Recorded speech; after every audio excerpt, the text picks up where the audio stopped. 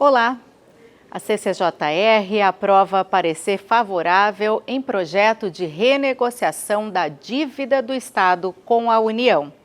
O governo federal tem reparcelado dívidas dos entes federados como medida de combate aos efeitos do coronavírus na economia.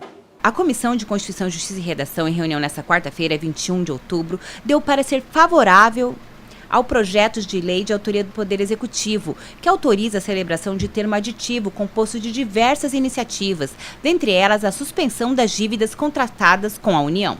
A proposta apresentada visa autorizar o Poder Executivo a celebrar um termo aditivo ao contrato de confissão de dívida. Na prática, excelências, com a pandemia, o governo federal, através da Lei 173, Lei Complementar, autorizou que essas dívidas foram suspensas e mudadas os pagamentos por um ano, para que a gente tivesse um prazo, todos os estados tivessem prazo para poder, essa renegociação, para poder ter um fôlego financeiro diante dos problemas gerados pela pandemia. Ocorre que a Secretaria do Tesouro Nacional, mesmo com a Lei 173, exigiu que os estados, para que fizessem esse termo aditivo, para regular aquilo que já está acontecendo na prática, já foi suspensa parcialmente essas parcelas, foram alterados os valores devido à Lei Complementar 173/2020, Lei Federal. O projeto foi analisado na CCJR em regime de urgência, tendo em vista o prazo para formalizar o referido termo aditivo, que deve ser finalizado até 31 de dezembro de 2020. O Estado tem prazo para poder fazer esse aditivo, que é 31 de dezembro de 2020, e requer autorização aprovada pelo Poder Legislativo, sendo, sem dúvida nenhuma, iniciativa do Poder Executivo, quanto à regimentalidade, cumprindo o que estabelece o nosso regimento, consubstanciado na mensagem do governador, essa necessidade de autorização legislativa. Esse projeto de lei, para fazer esse termo aditivo ao contrato de confissão, consolidação e financiamento com a Secretaria de Tesouro Nacional, por fim, preenchendo todos os dados do contrato de refinanciamento, bem como eventuais editamentos disponibilizados no acordo da Secretaria de Tesouro Nacional, conforme mencionado na justificativa anexa.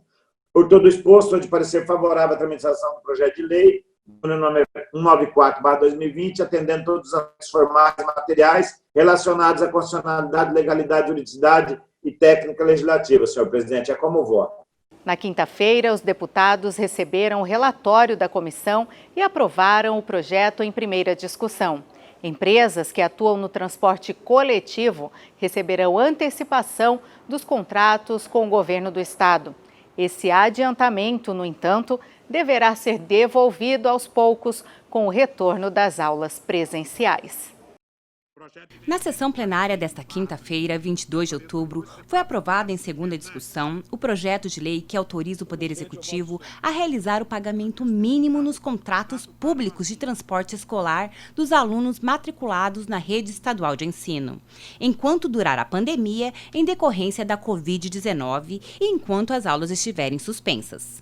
De acordo com o projeto de lei, o Poder Executivo poderá efetivar o pagamento de até 30% do custo para manter os contratos, valor calculado a partir dos dias em que houve aulas presenciais no começo do ano.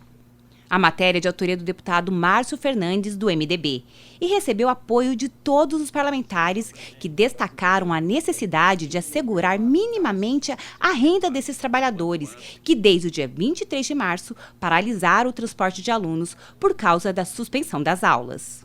Agradeço os colegas por entenderem a importância desse projeto autorizativo devido ao volume de empregos que geram, principalmente aqui em Campo Grande, são 193 vans que estão sem condições de trabalho, parados há muito tempo. Então, um projeto que é importante para essa categoria. Agradeço o voto de todos aí. Eu fui o relator desse projeto e eu sei que esse setor realmente tem sofrido muito por conta desse momento que todos nós estamos vivendo, e muitos deles com vans ainda financiadas e com transtornos aí de tudo quanto é ordem. Portanto, a iniciativa do deputado Márcio, ela é fundamental. Vai motivar o Poder Executivo vai realizar esse pagamento. Nós sabemos das dificuldades, nós conversamos com os empresários do setor, né, muita demissão, muita dificuldade. Então, quero parabenizar o deputado Márcio Fernandes, registrando que, embora seja autorizativo, é algo que vai motivar aí o Poder Executivo, o governo, a dar esse suporte, até porque, como foi falado, já tem o parecer do Tribunal de Contas, então está tudo legal e isso vai, com certeza, ajudar aí esses empresários. O pagamento antecipado deverá ser deduzido do valor a ser pago ao contratado no retorno das aulas presenciais. A aprovação da medida pelo Legislativo Estadual deve trazer alívio para os prestadores de serviço. Segundo o Sindicato de Transportadores Escolares, são 16 empresas em Campo Grande e 120 em todo o Mato Grosso do Sul. É muito importante que fosse aprovado para que esses empresários consigam, pelo menos, sobreviver durante essa pandemia. São praticamente 7 meses sem receber um recurso, então é importantíssimo essa aprovação dessa lei para adiantamento dos contratos. Pais de crianças com deficiência que são servidores do Estado também poderão ter direito à redução da jornada de trabalho. Hoje, esse benefício é previsto apenas para as mães. Na sessão plenária desta terça-feira, dia 20 de outubro, o deputado Pedro Kemp, do PT, apresentou um projeto de lei que faz a adequação da legislação que autoriza os servidores do Estado que tenham filhos com alguma deficiência a trabalharem meio período e cumprirem 36 horas semanais. Atualmente, a lei autoriza a redução da carga horária apenas às mulheres. Por esse motivo, o deputado defende que a legislação precisa sofrer adequações e também ser estendida para as famílias homoafetivas e para os pais. E o servidor só vai precisar renovar o seu pedido a cada 3 anos. Então, só para esclarecer, esse é um direito que os servidores já têm, mas nós estamos, então, regulamentando de uma forma a facilitar a vida desses pais que têm filhos com deficiência, são servidores públicos que teriam uma redução da sua jornada de trabalho, lembrando que o servidor que trabalha em regime de 2 turnos, de no mínimo 36 horas semanais, eles teriam a redução da metade desse turno para que possam ficar mais tempo em casa no cuidado dos seus filhos com deficiência. Eleição da mesa diretora será antecipada e composição para os últimos 2 anos da legislatura poderá ser definida até o fim de dezembro. Kleber Clajos tem os detalhes. Deputados aprovaram antecipar a definição da nova mesa diretora para o biênio 2021-2022. O presidente da Lemes, deputado Paulo Correia, propôs a data de 10 de dezembro para a votação e explicou aos parlamentares que a medida respeita o regimento interno. O presidente ressaltou ainda que um cronograma sobre o registro de chapas e outros processos da eleição serão encaminhados oportunamente aos deputados. Proceder-se-á a eleição da mesa para o 3ª e 4ª sessão legislativa.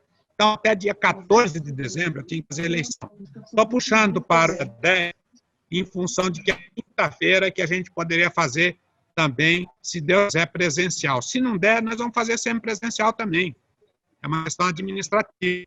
E aí, definindo a data, deputado, tem o trâmite de registro de chapa, etc., que vai ser feito tudo na transparência, como sempre administramos a nossa casa. O presidente ressaltou ainda que um cronograma sobre o registro de chapas e outros processos da eleição serão encaminhados oportunamente aos deputados.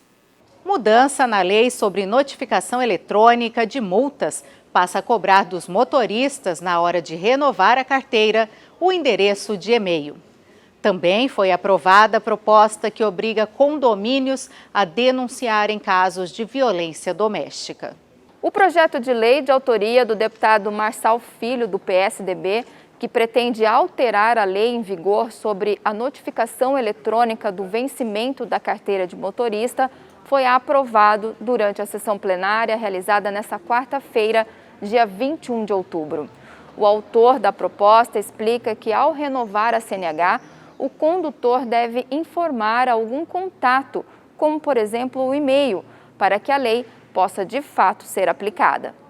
O vencimento tão rápido da Carteira Nacional de Habilitação, as pessoas acabam esquecendo, né, de renovar. E eu acho que esse projeto visa justamente isso, fazer com que as pessoas não percam a data da renovação da sua carteira de habilitação. Também de autoria do deputado Marçal Filho, foi aprovada uma emenda substitutiva integral ao projeto de lei que obriga os moradores e síndicos de condomínios a denunciarem às autoridades competentes casos de violência doméstica ou familiar contra crianças, adolescentes, mulheres e idosos.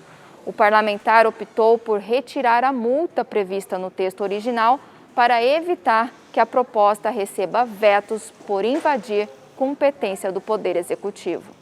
O isolamento social provocado pela pandemia do coronavírus revelou uma grave situação. Pessoas com vida ativa começaram a manifestar um grave mal deste século, a depressão, que vem acompanhada de outros transtornos mentais. Esse assunto é tema da nova edição do programa Considerações. Solidão, tristeza, medo, incerteza, angústia, a dor da perda. Esses são alguns dos sentimentos que fazem parte do que os especialistas em saúde mental chamam de a quarta onda da pandemia. Pouco mais de 6 meses do primeiro caso confirmado de coronavírus no Brasil, a falta de contato físico com as pessoas próximas, o estresse e a solidão são as maiores queixas relatadas em entrevistas feitas pela entidade Rede Nossa São Paulo, Cidades Sustentáveis, entre maio e junho de 2020. Já os psicólogos e psiquiatras têm verificado um número maior de casos de ansiedade e pânico e um risco aumentado para casos de depressão e suicídio. A Organização Mundial de Saúde emitiu o alerta de uma crise global de saúde mental causada pela pandemia da Covid-19 e pela recessão econômica e pediu que os governos priorizem o atendimento psicológico do mesmo modo que o enfrentamento à pandemia. O que os médicos e pacientes relatam nesse período tão crítico para a saúde como um todo e, em especial, a saúde mental. A rede de saúde está preparada para mais esse aumento de demanda por atendimento? Como lidar com crianças e adolescentes? E quando procurar por ajuda? Elas fazem parte da maior parcela da população. No entanto, são poucas as posições de chefia e liderança ocupadas pelas mulheres. Esse assunto está na nova edição do Mulheres em Debate, na programação da TV Assembleia.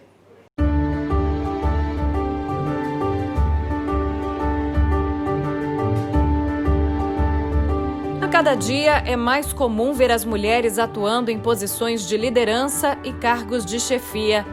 É que a participação delas na gestão cresce a cada ano.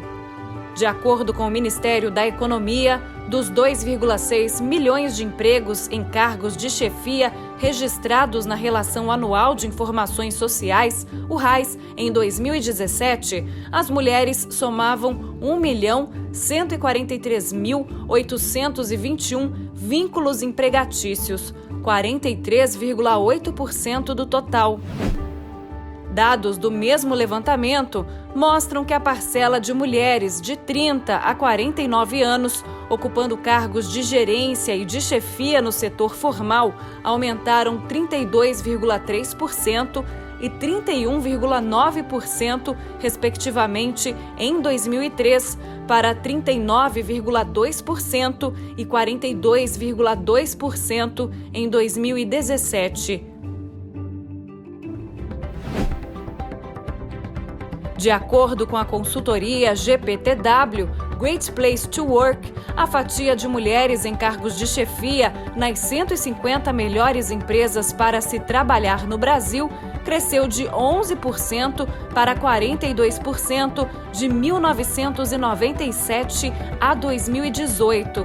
Em 2016, por exemplo, as mulheres ocupavam 12,1% das vagas de gerência e 24,5% de superintendência.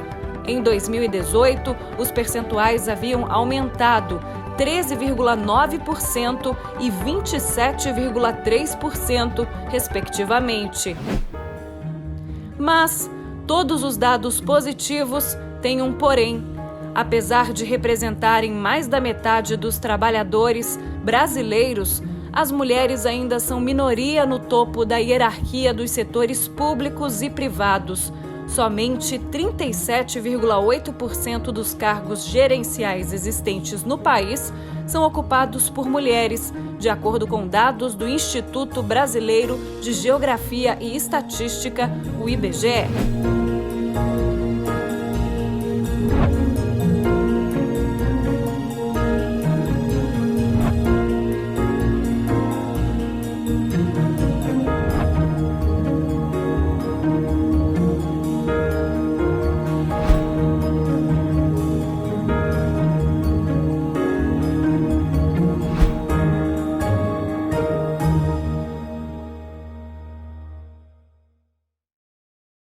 O Jornal Parlamentar fica por aqui. Essas e outras reportagens você confere no YouTube da Casa de Leis. Basta pesquisar por Assembleia Legislativa de MS. Até a próxima edição. Não se esqueça, use máscara e se proteja.